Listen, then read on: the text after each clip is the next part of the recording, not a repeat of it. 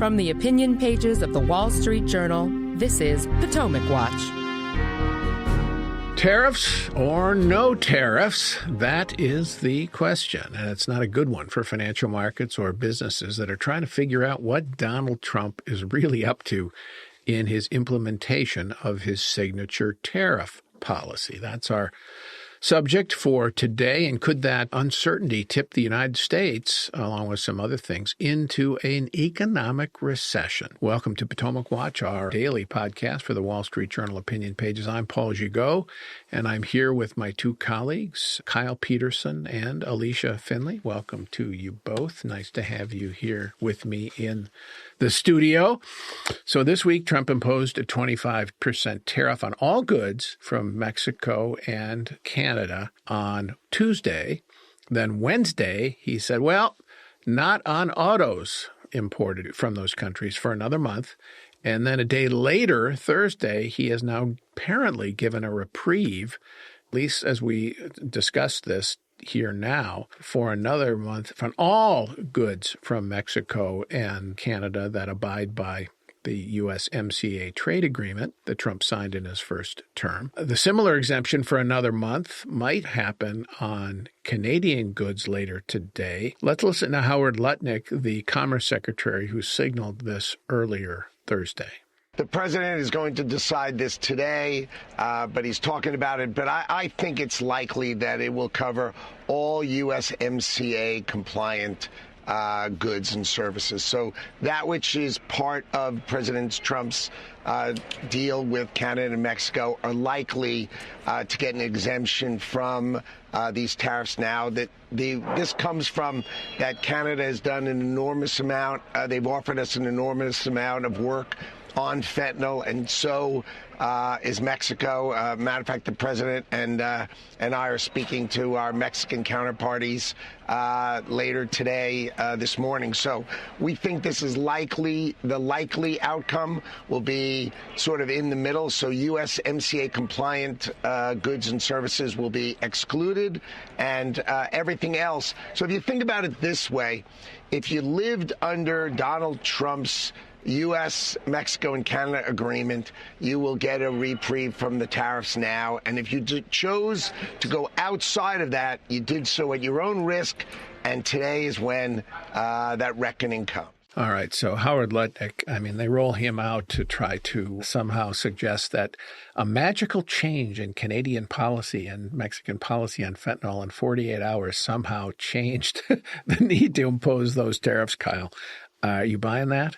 I am not buying it. And the real question here is whether this is just another reprieve or whether when the big one comes in April, whether these tariffs are going to go back on, as Trump is now saying. Again, the White House, the administration casting this as part of its strategic negotiations. The Truth Social post from Donald Trump about a half an hour ago says this: after speaking with President Claudia Sheinbaum of Mexico, I have agreed that Mexico will not be required to pay tariffs on anything that falls under the USMCA, saying that he did this out of respect for President Sheinbaum. But if you are in a business that involves importing goods and services across these borders, maybe they're intermediate parts, maybe you're re-exporting them like automakers often do, or even if you're just a consumer of Mexican produce, tomatoes, avocados, and so forth, I think the real question is whether Trump is going to pull the trigger then coming in April. The fentanyl thing, Alicia, is an excuse, I think. It's just this justifies the switch. But I think the real reason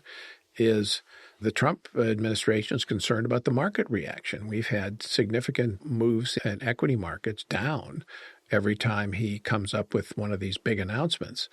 And then they look around and go, oh, geez, maybe that's not such a good idea. And then also in this case with the automakers, Trump had a phone call from them. The president, of course, has said this tariffs are going to be great for the North American auto industry. The automakers, Ford, Stellantis, and GM, don't think so.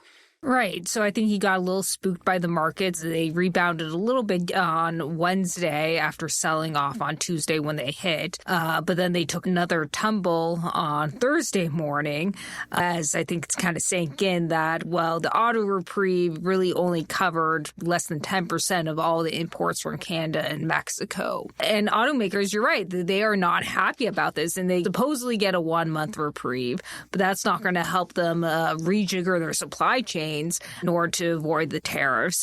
And for that matter, they will become much less globally competitive if they were to try to even move much of their production that is now in Canada and Mexico back to the U.S. And one other issue is, like, could they even find the workers to produce all those cars and plants?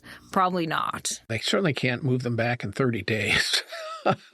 It's kind of ludicrous. Carolyn Leavitt, the White House press secretary, suggested that, well, now this month reprieve gives them that time to adjust their supply chains and move their production back into the States. It's absurd. The thing is, the president acknowledged in his speech to Congress that, well, there's going to be a little disturbance from the tariffs. By the way, that phrase, I think, is going to be one for the memory books. We're going to remember that as the administration goes ahead. He said, there can be some adjustment, but don't worry. Bear with us. It's going to be short-lived, and we're all going to be entering the golden age before too long. That's not the way the firms are seeing it, Kyle.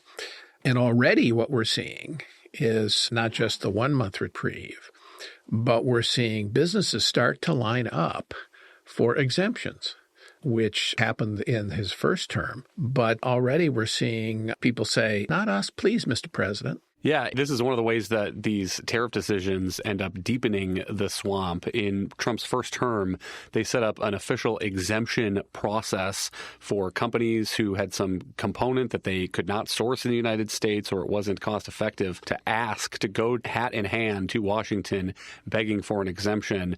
You could go into the Freedom of Information Act requests and find examples of Republican members of Congress, including Mark Meadows, the future White House chief of staff, writing letters on behalf of companies, furniture companies, for example, in their districts saying, please, this is so vital to my district that this furniture company get an exemption for these wood parts that they can only source from Vietnam or China.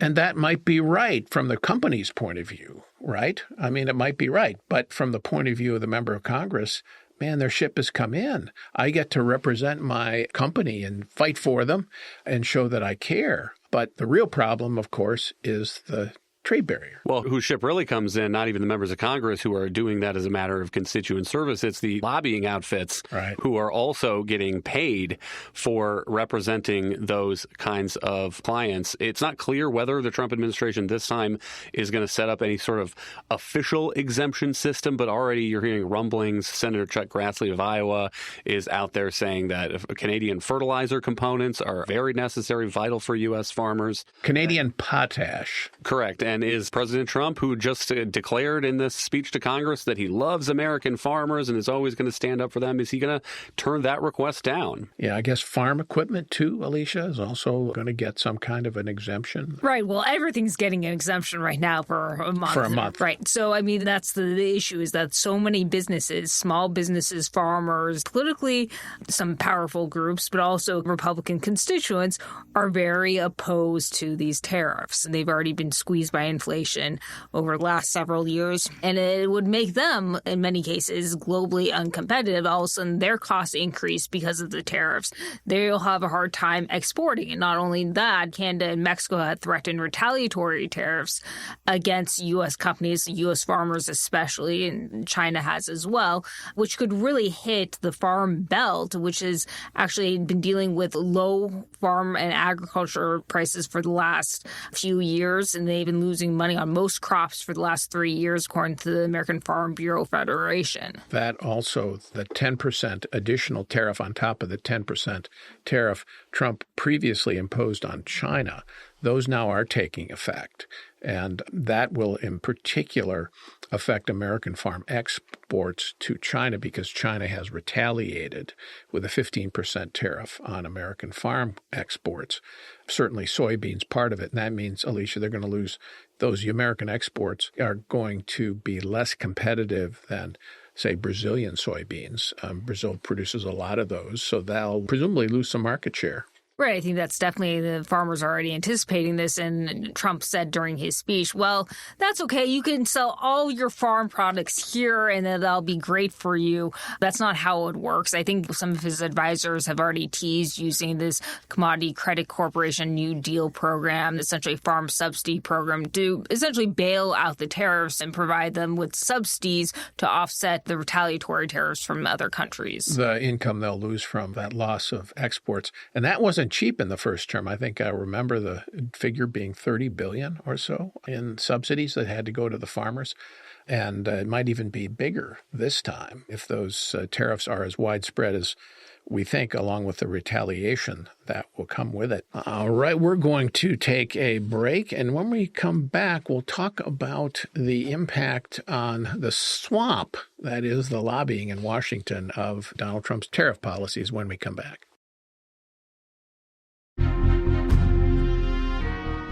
Welcome back. I'm Paul Gigot here on Potomac Watch, the daily podcast of the Wall Street Journal opinion pages, and I'm here with Alicia Finley and Kyle Peterson.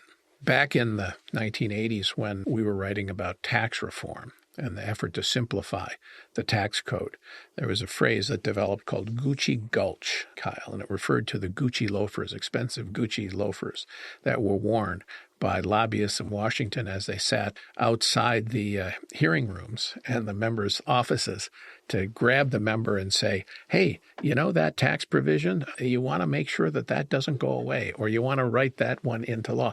Now, the line outside of the Commerce Department, it could go halfway around Washington, D.C. with all the tariff lobbyists that are going to be hired to beseech Howard Lutnick and his team to give an exemption for these tariffs, assuming that they do go ahead. And on that point about going ahead, Lutnick still signaling, and the president, that April 2nd is going to be the date for what the president calls the big one on tariffs, that's a date for the imposition of reciprocal tariffs on the rest of the world. You have a tariff of 10% on a certain American good. We are going to impose a 10% tariff on your good. That's the date that the auto tariffs will click in. That's the date that the one on European and Asian cars, on computer chips, on pharma products. And, of course, now that would be the date for the Mexican and Canadian tariffs as well. And presumably there'll be some retaliation against that. What does this tell you about Trump's real plan for tariffs? Because there's been a lot of discussion, particularly among Republicans who are trying to support the tariffs. This is just a negotiation. Get with it. He doesn't really want to put these tariffs on. Is that right? I think he does. I think it has been clear for a long time that Trump is a true believer in tariffs as an economic matter. You can go back to interviews he gave during the campaign, talking about how William McKinley made America rich, and the Smoot-Hawley tariffs of the 1930s get a bad rap in the history books. The question in my mind has always been whether he would flinch when advisors told him about the economic damage that he could cause. And the answer so far seems to be maybe. I mean, he has blinked a couple times on putting these tariffs on, but if he still wants this to be seen as a credible threat in negotiations, as the defenders say this is all it is, then at some point doesn't he have to make good on the threat? If he blinks again in April, won't Canada and Mexico think, this is just a lot of hot air, this is a lot of talk, and he doesn't really mean it? Yeah, that's a very significant question. I agree with you, Kyle, that the president really does like tariffs for their own sakes. He thinks that they are a good economic tool, that they will draw investment back to the United States, particularly for manufacturing and employment, and he wants high tariff walls. I think the problem he has is the costs of getting there, Alicia. And those costs may be right now leaching into economic performance in the United States. And one of the big effects is the tariffs on again, off again, on again, off again. Will he? Won't he? When will he? On whom? How much? How long? And what about the retaliation? All of those questions now are circling around the tariff issue. and they seem to be having a big impact on uncertainty for business investment. Right, and you actually had a decline in business investment in the fourth quarter. And one reason is because there was an uncertainty surrounding the election. Now you have uncertainty about the tariffs, which makes it hard to invest in new plants and deciding how to reorient your supply chains. Do you need to do this? Is Trump going to continue to offer reprieves? And then you also have for small businesses who are expecting their cost to increase. I mean, you've actually had continued increases in the producer price index, which is basically the prices that businesses pay for goods. That's continued to increase over the last several months. And so they're looking at their bottom line saying, well, our costs are growing up. Should we really continue to invest? And then there's a broader economic uncertainty now where you're hearing talks about, well, there could be a recession around the corner. I mean, that's debatable, but now businesses have to keep that in mind. If there's all of a sudden going to be a slowdown in consumer spending and overall macro environment, well, maybe they don't want to invest right now.